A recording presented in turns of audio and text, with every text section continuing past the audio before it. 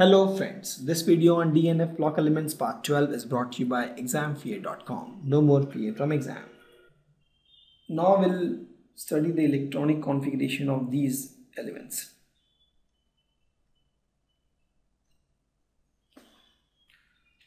So let's see the electronic configuration of actinium AC.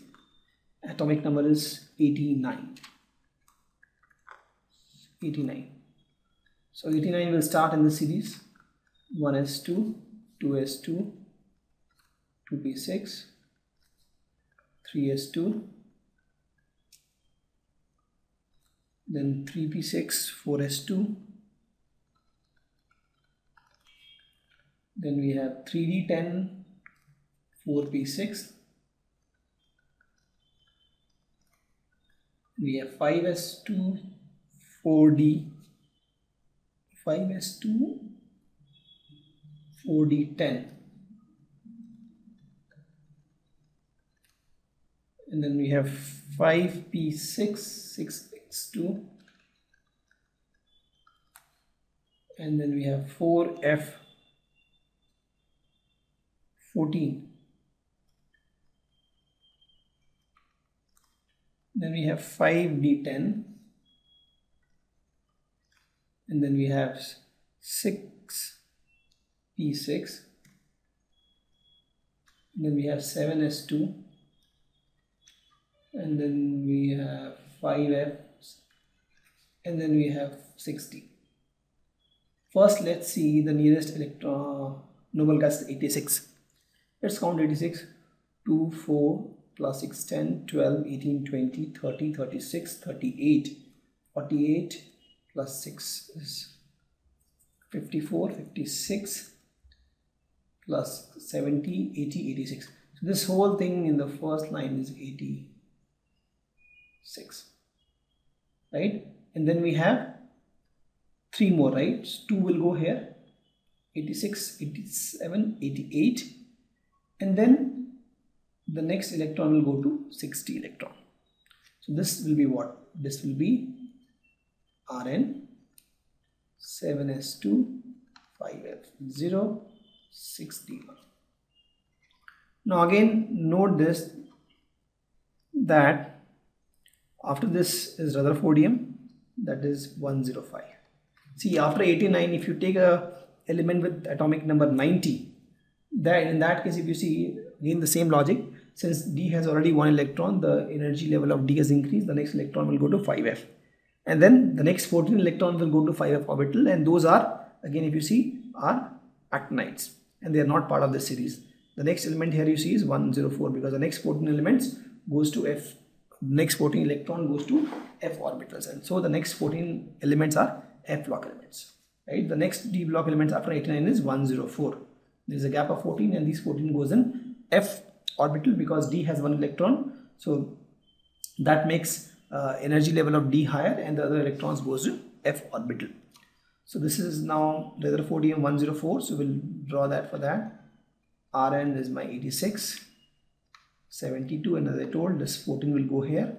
So this is 86, 88 plus 14. 88 plus 14 is what?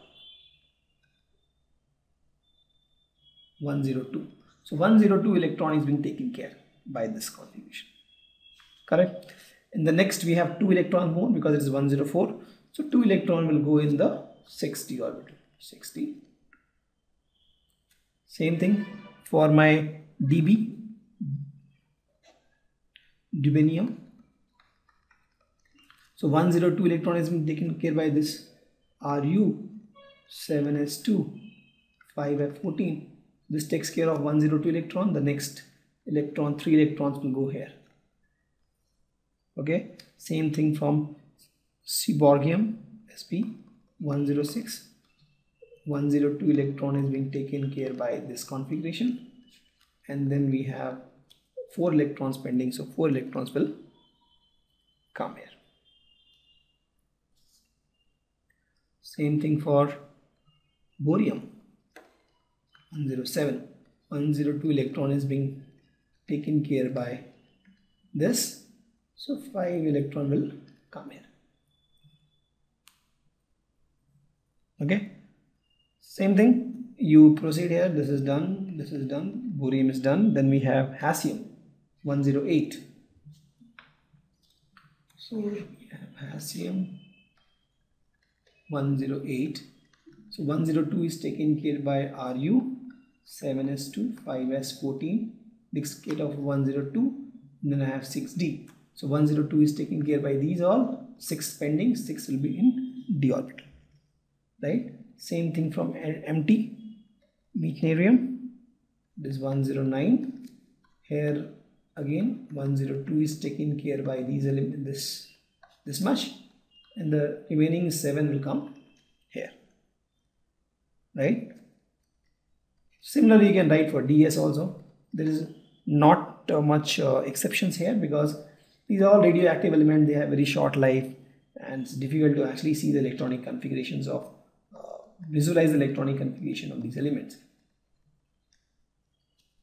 Okay, then we have Rg, that is rontgenium, this is 109.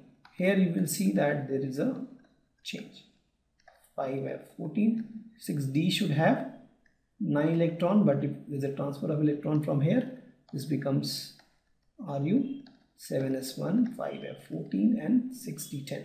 This is more stable, so there will be a transfer of electron. And the next is copernicium, that is my Cn 112. Here also 102 electron is taken care by Ru, 7s2, 5f14, and then I have 6d, remaining 10 electron will be with 6d.